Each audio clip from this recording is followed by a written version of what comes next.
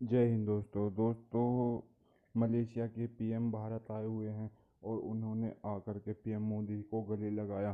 तो पाकिस्तानी मीडिया इस पर चर्चा कर रहा है कि इस्लामिक देश के पीएम हैं और वो एक हिंदू देश में जाकर गले मिल रहे हैं और उनको भाई दोस्त बता रहे हैं, हमारे से सब दूर होते चाह रहे हैं। और इस तरह की वीडियो देखना पसंद हो तो हमारा चैनल सब्सक्राइब कर लें। चलो देखते हैं वीडियो। मलेशिया के प्रधानमंत्री अनवर बिन इब्राहिम भारत के 3 दिवसीय दौरे पर हैं। इस दौरान भारत और मलेशिया के बीच कई समझौते हो सकते हैं। ऐसी खबर जिसने पूरी दुनिया में धूम मचाई हुई है कि मलेशिया के जो प्राइम मिनिस्टर है वो 3 दिन के दौरे पर भारत पहुंच चुके हैं और जिस तरह से प्राइम मिनिस्टर नरेंद्र मोदी ने प्यार की जफ्फी डालकर उनका स्वागत किया। ये जो वीडियोस हैं, ये जो क्लिप्स हैं वायरल हो रही है। साथ साथ जो है गौतम बुद्धा के स्टैचू के सामने जो है तस्वीरें भी उतारी गई, जिसका इंडिया ने पूरी दुनिया को ये पैगाम दिया कि हम अमन को प्रमोट करने वाली जो है नेशन है। मलेशिया के वजीर आजम साहब जो हैं वो इस वक्त इंडिया के अंदर, और मजे की बात यह है कि उन्होंने ये कहा है कि इंडिया और मलेशिया 2 ब्रदरली नेशंस हैं। This is what Malaysian prime minister Anwar Ibrahim ने सेइंग। प्रधानमंत्री नरेंद्र मोदी जी is मेरे दोस्ती, not only is prime minister but is my brother। Malaysia के प्राइम मिनिस्टर ने इंडिया का विजिट किया, जहां पे इंडियन प्राइम मिनिस्टर ने उन्हें बकायदा तौर पे रिसीव किया। और याद रहे, मलेशिया वो कंट्री है जो कश्मीर के इशू में कुछ साल पहले तक पाकिस्तान के साथ खड़ा था, जब वहां पे महातीर मोहम्मद की गवर्नमेंट थी। अब वहां के नए जो न्यू प्राइम मिनिस्टर हैं अनवर इब्राहिम, वो उन्होंने इंडिया का विजिट किया। दोनों कंट्रीज के रिलेशन बहुत ही बेहतरीन होने जा रहे हैं, बहुत ही मिलियंस ऑफ डॉलर की ट्रेड की आपस में डिस्कशन करने जा रहे हैं। पाकिस्तानी पब्लिक से पूछेंगे, हम 76 साल से कश्मीर कश्मीर करते रह गए और दुनिया के दूसरे कंट्रीज, इस्लामिक कंट्रीज की मैं बात कर रहा हूँ, वो अपने रिलेशंस दिन ब दिन इंडिया के साथ ना सिर्फ बेहतर कर रहे हैं, चाहे वो सऊदी अरेबिया हो, चाहे वो ईरान हो, चाहे वो अफगानिस्तान हो, और अब चाहे वो फिर मलेशिया हो। क्या वजह है? अगर दूसरे तमाम कंट्रीज, इस्लामिक कंट्रीज इंडिया के साथ रिलेशन बेहतर कर सकते हैं तो पाकिस्तान क्यों नहीं? सर, लेकिन जिस तरीके से तेजी से इंडिया इंटरनेशनल लेवल पे अपनी से बनाता नजर आ रहा है, अपना इमेज बेहतर से बेहतरीन करता नजर आ रहा है, और दूसरी साइड पे पाकिस्तान ना सिर्फ अपना जो उनसे आइसोलेट होता नजर आ रहा है, बल्कि इस्लामिक कंट्री भी किनारा करते नजर आते हैं।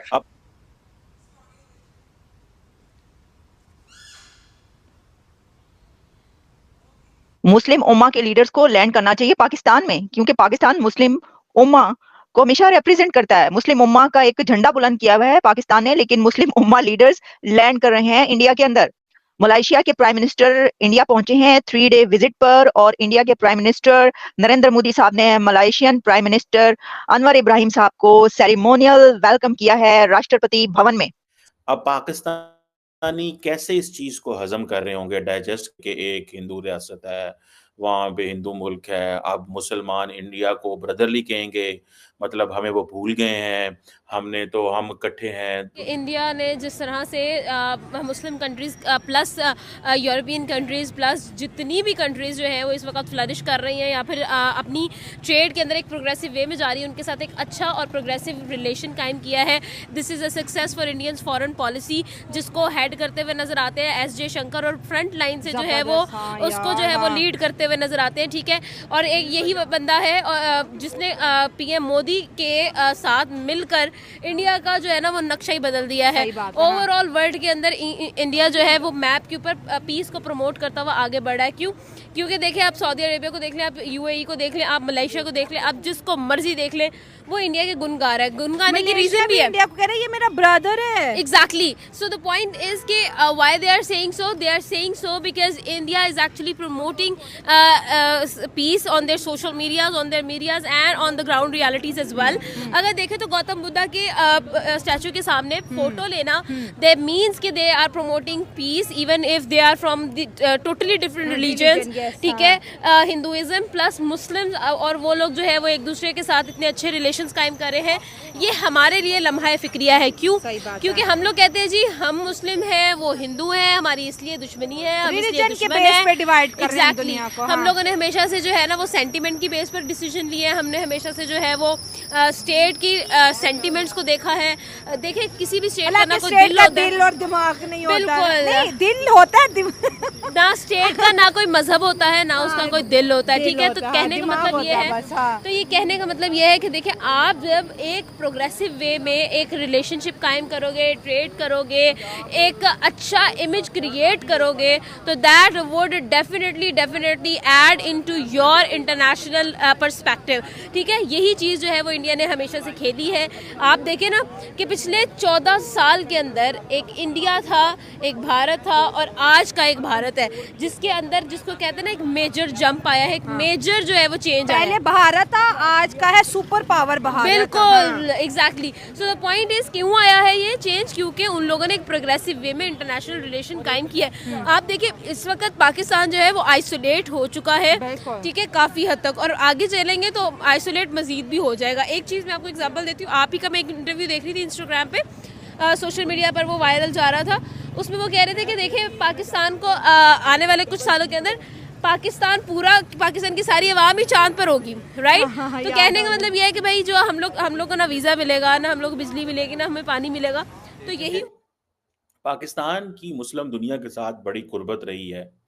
अभी हमारे हालात ख़राब होने की वजह से और हमने मुस्लिम दुनिया को जिस अंदाज से इस्तेमाल किया कि हम उनको हमेशा सिर्फ कश्मीर के इशू के लिए और डॉलर्स और अमदाद लेने के लिए और रियाल लेने के लिए इस्तेमाल करते रहे, तो अब उन्होंने पाकिस्तान को एक और लेंस से देखना शुरू कर दिया है और इंडिया को एक डिफरेंट लेंस से देखना शुरू कर दिया है। मलेशिया के वज़ीर-ए-आज़म साहब जो हैं वो इस वक़्त इंडिया के अंदर हैं और मज़े की बात ये है कि उन्होंने ये कहा है कि इंडिया और मलेशिया 2 ब्रदरली नेशंस हैं। This is what Malaysian prime minister Anwar Ibrahim is saying. अब पाकिस्तानी कैसे इस चीज़ को हज़म कर रहे होंगे डाइजेस्ट कि एक हिंदू रियासत है, वहाँ पे हिंदू मुल्क है, अब मुसलमान इंडिया को ब्रदरली कहेंगे, मतलब हमें वो भूल गए हैं, हम इकट्ठे हैं, दुनिया वो आप कश्मीर इश्यू को भूल गए हैं, आप ये एंड वो। The question is that how the world fastly is changing and how we have to cope up with this. अब अनवर इब्राहिम जो हैं वो जब पहुंचे हुए हैं तो वो जवाहरलाल नेहरू का जिक्र कर रहे हैं, ठीक है जी।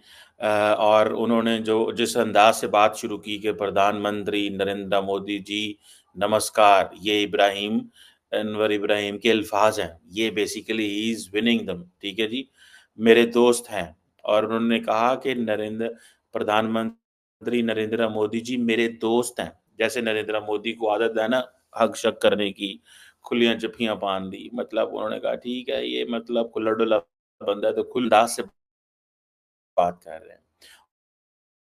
और मजे की बात है दोनों मुल्क एक ही बात कर रहे हैं, फ्रीडम ऑफ नेविगेशन।